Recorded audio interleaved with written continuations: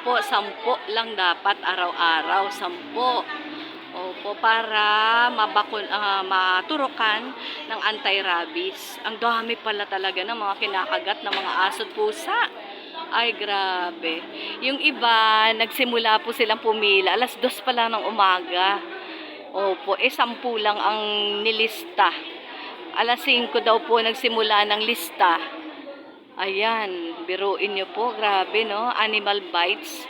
O, dito po sa Doña Nena, o sa may bandang tramo po.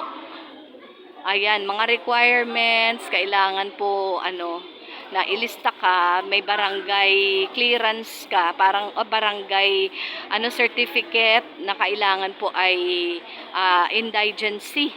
Tapos, voter certification, may ID, at recommendation galing po dun sa barangay. Ayun po. So, antayin natin.